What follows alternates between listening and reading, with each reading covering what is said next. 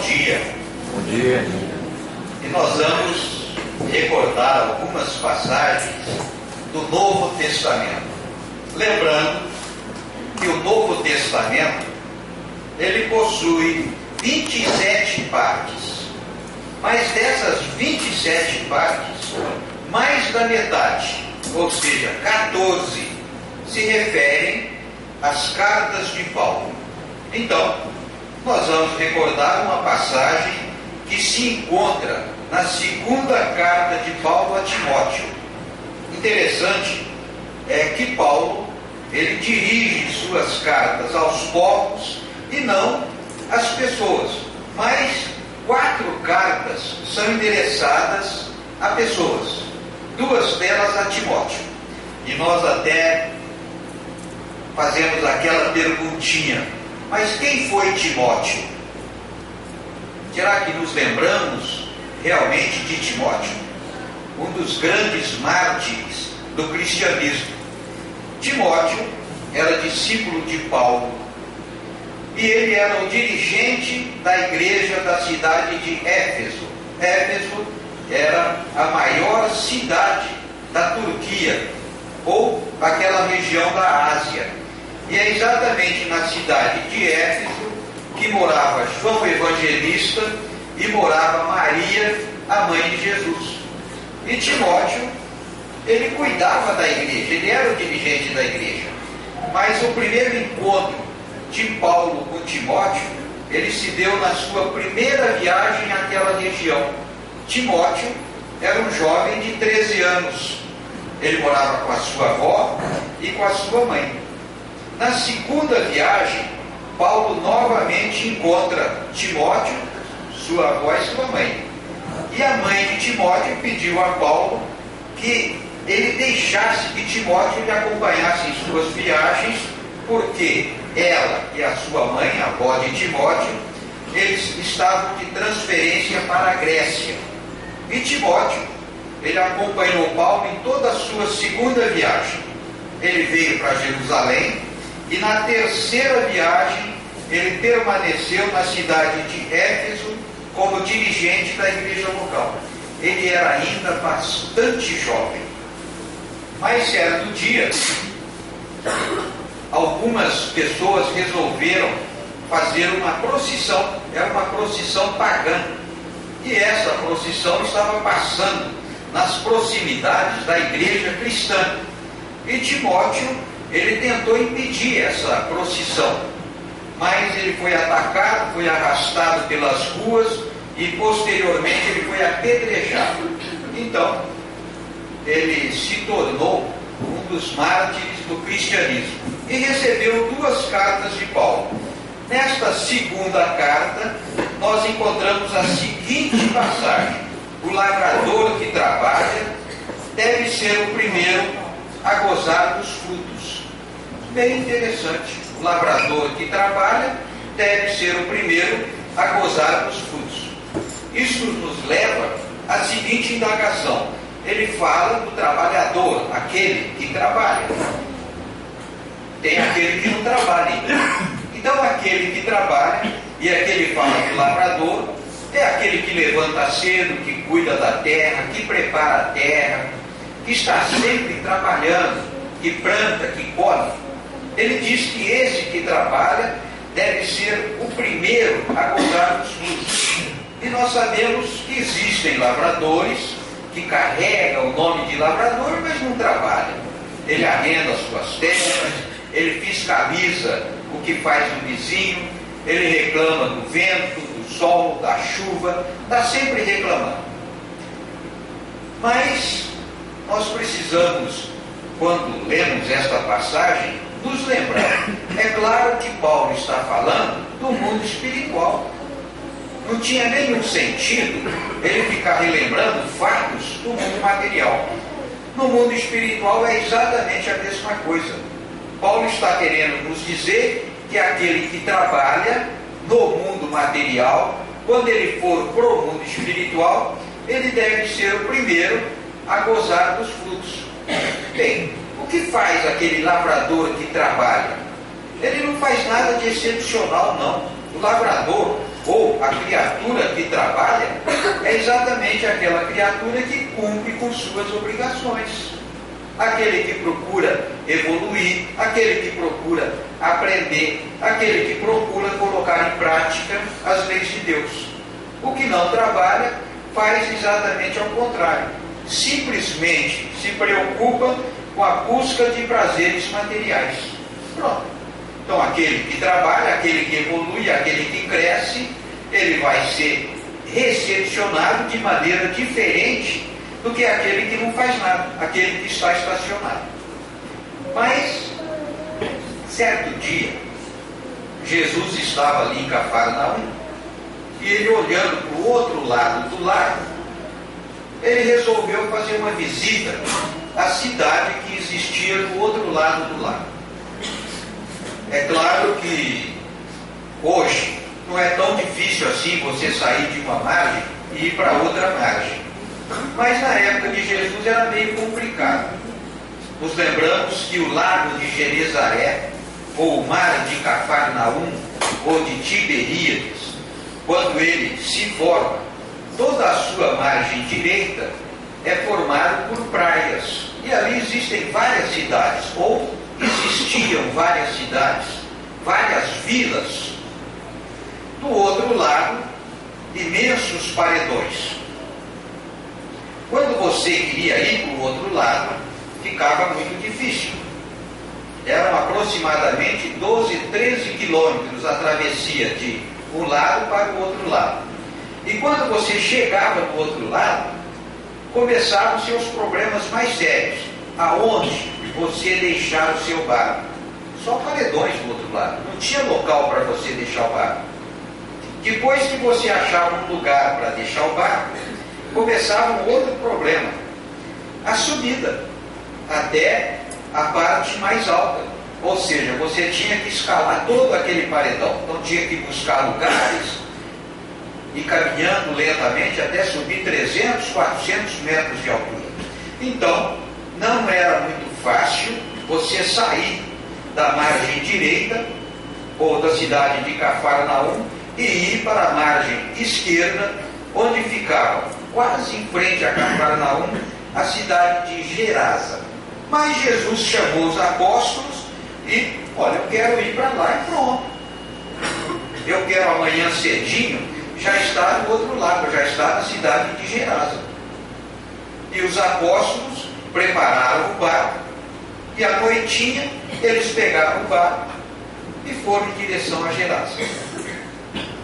Mas esse lago, ele tem uma peculiaridade interessante. Toda madrugada ocorrem chuvas nesse lago. E algumas vezes essas chuvas se transformam em tempestades. Foi exatamente o que aconteceu aquela noite. Quando saíram de Cafarnaum, o céu estava todo estrelado. Aos poucos eles iam deixando a margem direita, mas quando chegaram ali no meio do lago, as estrelas foram embora, começou a escurecer, começou a ventar, e não demorou muito, começou a chover. E uma chuva seguida de muito vento. Então o vento balançava aquele barco, e aquele barco ia avançando lentamente ao sabor das ondas.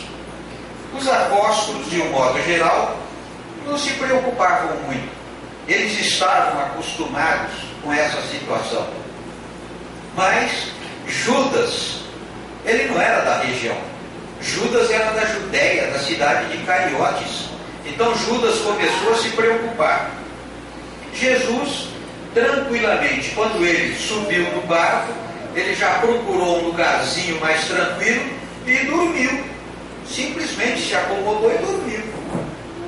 Então nós vamos encontrar Judas muito preocupado, os apóstolos remando, Jesus dormindo. E Judas queria ir acordar Jesus de qualquer maneira. Mas os apóstolos, não, vamos esperar, daqui a pouquinho passa. Só que aquela tempestade não passava não. Ela ia aumentando. Até que chegou determinado momento em que os apóstolos sentiram que o barco ia afundar. Então eles pediram ajuda. Vai lá e acorda Jesus. Jesus simplesmente acorda, vem para a parte de trás do barco, então para a polpa, e diz a alguns evangelhos que Jesus conversa com a tempestade. É claro que Jesus não conversou com tempestade nenhuma. Como conversar com a tempestade? Aí nós precisamos nos lembrar, e nós sempre achamos que o mundo material tem uma importância extraordinária, muito mais importante do que o mundo espiritual, e aí nos enganamos. A maior importância não é do mundo material, é do mundo espiritual. E tudo que acontece aqui no nosso mundo material é coordenado pelo mundo espiritual. Então é o mundo espiritual que coordena o que acontece na natureza, o que acontece no reino mineral, no reino vegetal, no reino animal. E ali, naquele momento, existiam espíritos coordenando os fenômenos da natureza. A tempestade simplesmente era um fenômeno que estava sob o controle do mundo espiritual. Quando Jesus vem para a parte traseira do barco, ele não conversa com a tempestade, ele conversa com os espíritos que dirigiam as atividades da natureza ali naquele momento. E depois dessa conversa com Jesus, a tempestade foi se acabando, foi diminuindo, e Jesus voltou a dormir de novo. E o barco continuou a sua viagem até a outra margem. Mas quando chegou na outra margem, é claro que se defrontou com aquele problema de achar um lugar para colocar o barco, para atracar o barco. E depois subir. Foi com muita dificuldade que Jesus e os apóstolos chegaram até a parte superior daquela grande muralha. Quando eles chegaram lá em cima, o caminhozinho levava em direção à cidade, que não ficava muito distante. Então Jesus foi caminhando, os apóstolos ali ao seu lado, e de repente um homem, ele vem da cidade em direção a Jesus. Esse homem, ele já era conhecido das pessoas que moravam em Gerasa. O Evangelho chama esse homem de o endemoniado geraseno, ou seja, um homem da cidade de Gerasa que estava sob o controle de espíritos inferiores. E esse homem se apresentava de uma maneira que dava dó. Nu, machucado, maltratado. Na cidade de Gerasa, ele era tocado a pedradas, a pauladas. Ninguém queria a sua presença por perto. Ele se escondia no cemitério. Mas quando Jesus vai se aproximando, ele vem em direção a Jesus. E quando ele chega próximo de Jesus, Jesus pergunta, não ao homem, mas ele pergunta àqueles espíritos que estavam atormentando aquele homem, qual o seu nome? E esse espírito simplesmente responde, Legião, porque eram muito os espíritos. E Jesus então ordena que aqueles espíritos abandonem, deixem aquele homem. Mas em cima do morro, próximo ao precipício, tinha vários porcos. Então uma vara de porcos. Aqueles porcos todos ali. E aqueles espíritos, no momento em que Jesus ordena que eles deixem aquele homem, esses espíritos saíram e foram em direção aos porcos. Os porcos se assustaram, correram em direção ao precipício e caíram numa altura de 300, 400 metros de altura. E claro, os porcos morreram todos. Aos poucos vão chegando os habitantes, principalmente os donos dos porcos, e eles se espantam quando veem aquela situação. Primeiramente eles encontram aquele homem que eles achavam endemoniado, tranquilo, sentado, numa boa. Mas eles estavam preocupados com o prejuízo que tiveram em relação aos porcos. Jesus queria continuar mais alguns metros e ele estaria na cidade de Gerasa, Mas aqueles homens pedem a Jesus: olha, não vai para a nossa cidade não, volta para Cafarnaum. Ou seja, eles preferiram os porcos. Eles não quiseram a presença de Jesus. O único que realmente quis ficar com Jesus era aquele que estava possuído pelos espíritos. E Jesus pediu que ele voltasse para a sua cidade, e ele voltou para a cidade de Gerasa. Apenas mais tarde é que ele foi para Cafarnaum e tornou-se discípulo de Jesus. Mas essa passagem nos mostra que para você conversar com um espírito inferior, e algumas vezes nós até precisamos tomar essa atitude, o que conta é a evolução moral da criatura. Não adianta você falar para o espírito: vai-se embora, abandone essa pessoa, ou qualquer outra coisa.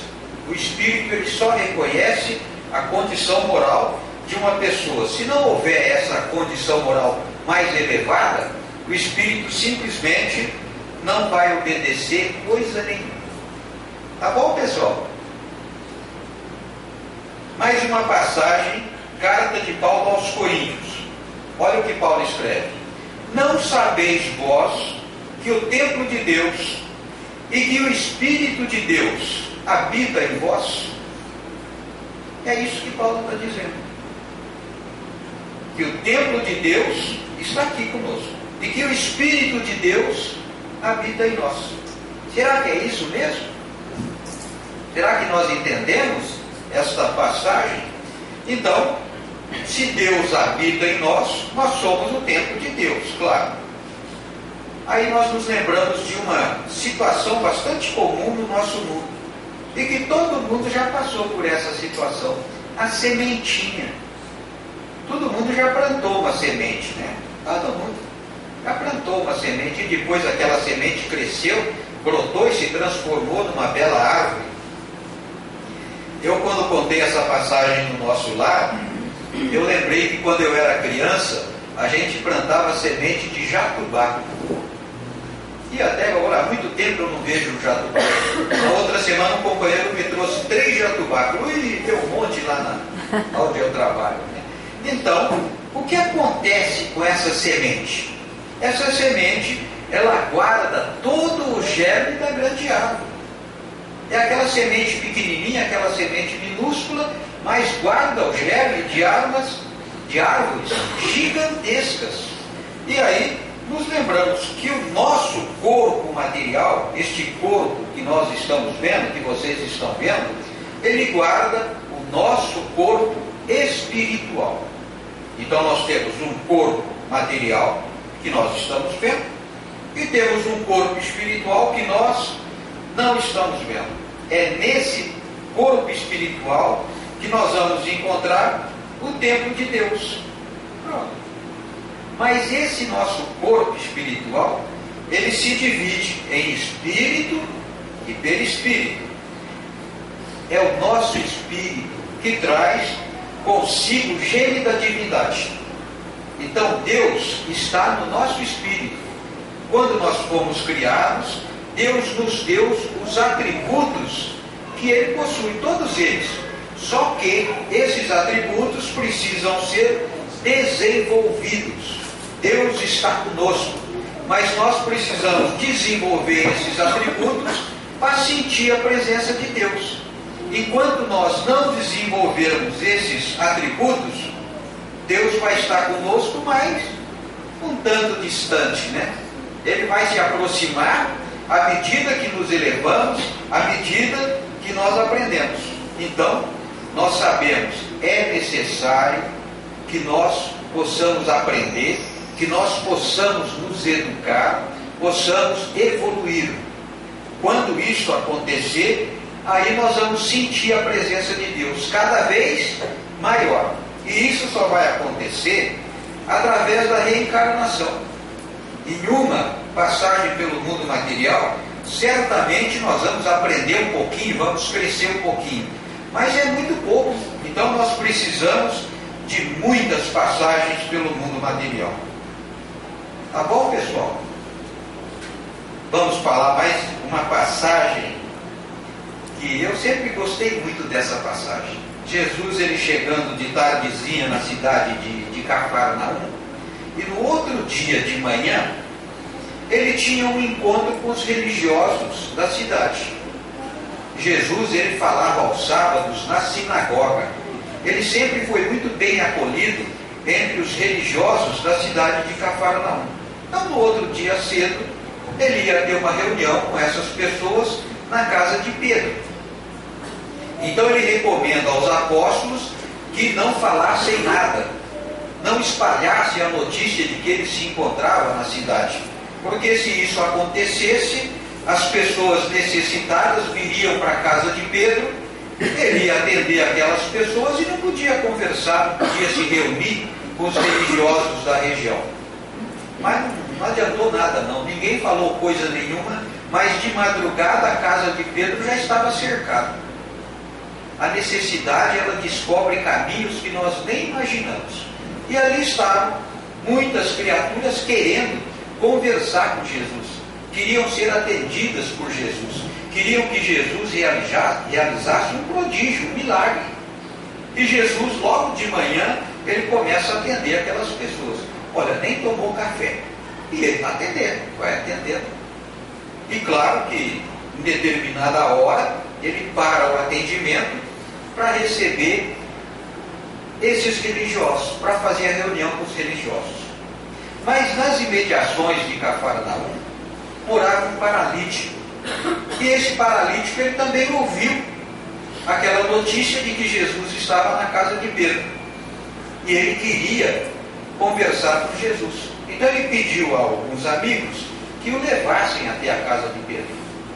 Naquela época não tinha cadeira de roda não.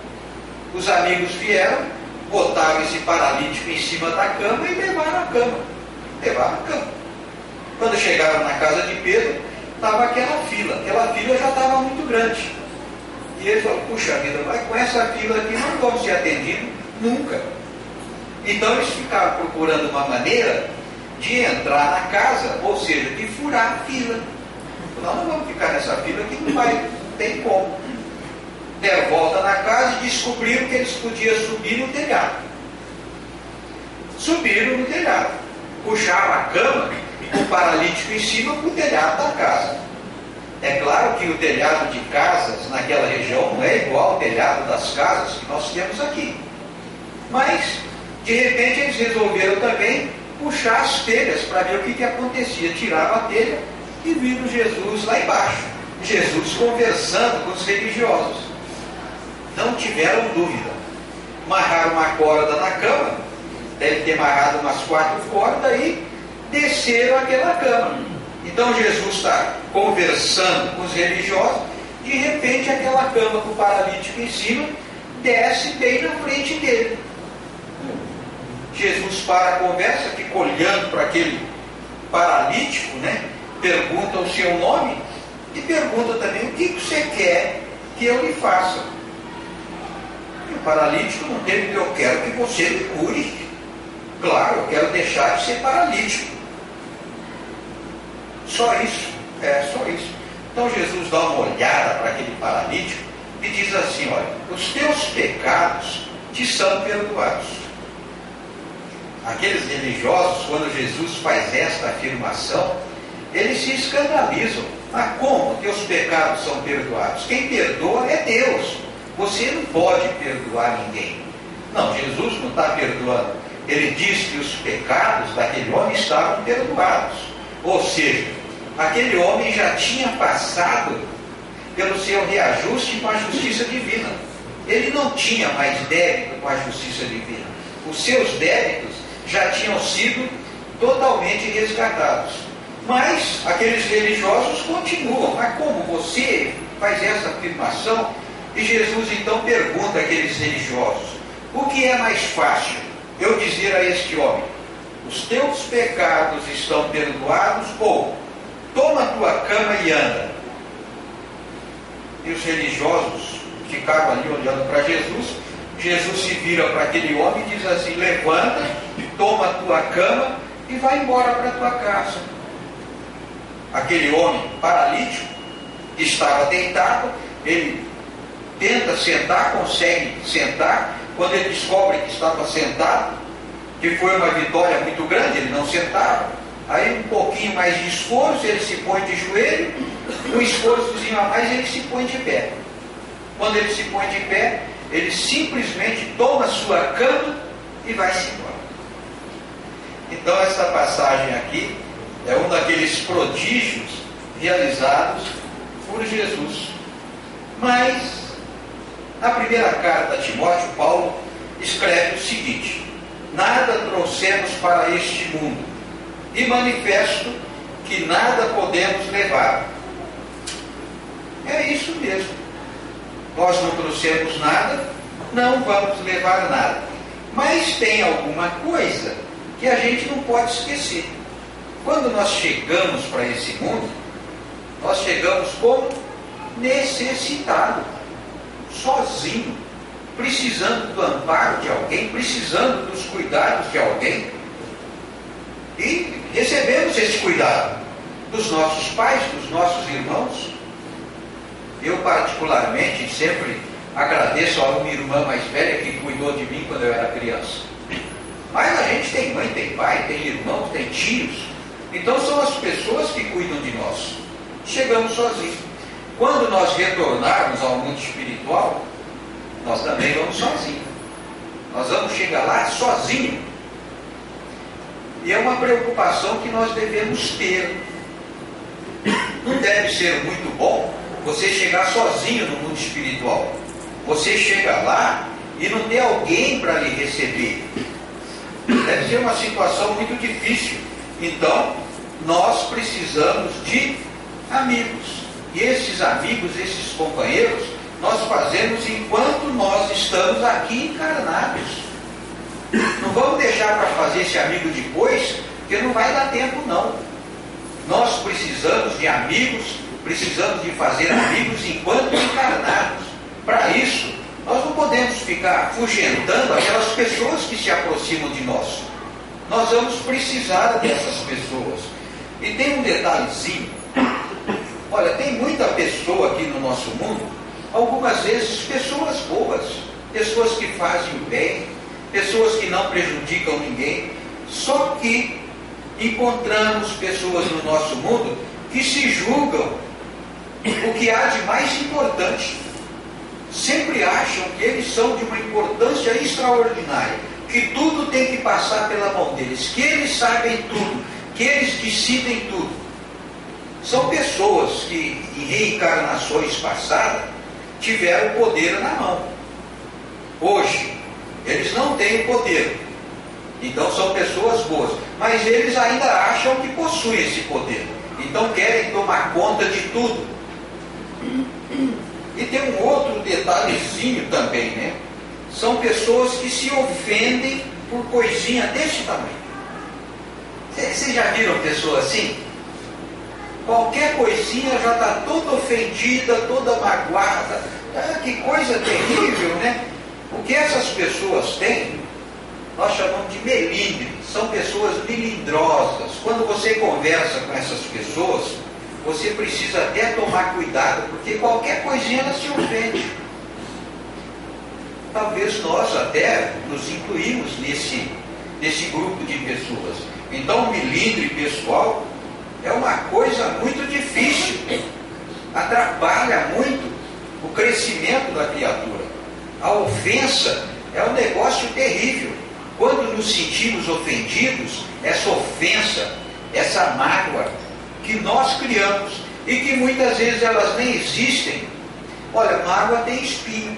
Vocês sabiam que mágoa tem espinho? Pois é, a mágoa tem espinho, e além dela ter espinho, ela vai crescendo e começa a espetar o nosso coração. Nós cultivamos espinhos, e esses espinhos são pesos que nós carregamos conosco. Depois a pessoa tem um ataque cardíaco aí, não sabe por quê, né? É aquele espinho que ela ficou carregando, que ela ficou construindo. Tá bom, pessoal? Vamos ver mais uma passagenzinha para nós encerrarmos um pouquinho mais cedo essa nossa reunião.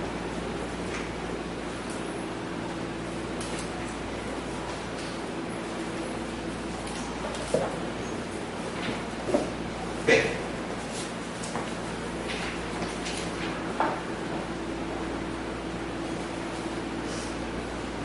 do lavrador nós já falamos, essa aqui já falamos. Não, essa aqui. Aqui já foi. Tá bom. Carta de Paulo aos Hebreus. Eu gosto muito dessa passagem aqui. E Paulo ele diz assim: escolhendo antes ser maltratado com o povo de Deus, do que por um pouco de tempo ter o gozo do pecado.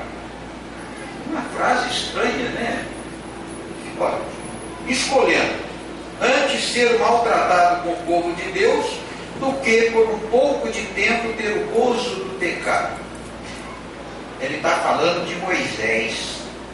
Moisés, em determinado momento da sua vida, ele já adulto, ele descobriu que ele fazia parte daquele grupo de escravos que tinha lá no Egito. E ele tinha uma decisão muito importante para tomar. Que decisão que ele tinha que tomar? Tentar levar aquele povo embora, de volta para a Palestina, ou continuar na situação em que ele se encontrava, como sacerdote, como filho adotivo do faraó, morando ali no palácio com toda a mordomia. E nós nos recordamos que realmente Moisés, ele fez a sua escolha, passar por necessidades terríveis, mas levar o seu povo de volta para a Palestina. E aí nós verificamos que nós também, algumas vezes, temos que tomar determinadas decisões. E que algumas vezes essas decisões não são muito fáceis. Mas nos lembramos, Moisés ficou com o seu povo. Jesus, ele cumpriu a sua missão até o fim, mesmo sabendo que ele seria crucificado, mesmo sabendo das dificuldades que ele ia passar, ele ficou com o seu povo até o fim. Cumpriu a sua missão totalmente. Nós também precisamos muitas vezes tomar decisões e levar essas decisões até o final. Mas tem um personagem que eu gosto muito, que se chama Inácio de Antioquia. Não sei se vocês conhecem. Inácio de Antioquia, ele viveu até os 80 anos. Mas desde criança, ele já se encontrava naquela região que hoje pertence à Turquia e à Grécia. Ele viveu ali naquela região. Paulo passou por aquela região, digamos, uns 10 anos. Inácio de Antioquia passou 80. E Inácio de Antioquia, ele já estava assim, bem velhinho, 80 anos de idade. Já tinha ficado preso, tinha sido martirizado, passou por todo o sofrimento. Mas ele percorreu toda aquela região muito mais do que Paulo, levando os ensinamentos de Cristo. Aos 80 anos ele foi preso e estava sendo levado para Roma para ser martirizado. E ele estava no navio, e o navio está se aproximando de Roma. E quando o navio se aproxima de Roma, ele vê ao longe a cidade. Era noite, a cidade toda iluminada, e ele vê aquela cidade e ele começa a rir. O carrasco, ou aquele que estava tomando conta de Inácio, se aproxima de Inácio e até brinca com ele: você está louco, não é possível. Você está sendo levado para Roma para ser martirizado. Você vai ser morto em Roma. E você olha para a cidade e dá risada. O que é isso? Aí então Inácio se vira para esse senhor e diz assim: não, é que eu estou vendo a cidade de Roma. Realmente uma cidade muito bonita, uma cidade iluminada. E fico imaginando, se Deus dá a vocês que não acreditam nas suas leis, que não praticam os seus ensinamentos, que são povos duros de coração, e Deus dá uma cidade tão bonita, o que não espera aqueles que cumprem as leis de Deus? O que Deus não vai dar para aqueles que seguem os seus mandamentos?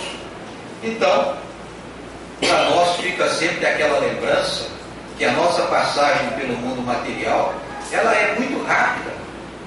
Vai durar o quê? 80 anos, 90 anos? Dizem que mulher dura um pouquinho mais, então talvez 120 anos. Mas o mundo espiritual, aonde é a nossa morada, nós vamos passar lá muitos séculos, e com toda tranquilidade esse mundo espiritual vai oferecer, é claro, dependendo da nossa condição, situações muito melhores do que essa que nós vivenciamos aqui. Então nós precisamos valorizar a nossa passagem pelo mundo material, mas não nos esquecer. O nosso mundo é o mundo espiritual. Tá bom, pessoal? Muito obrigado pela atenção do senhor.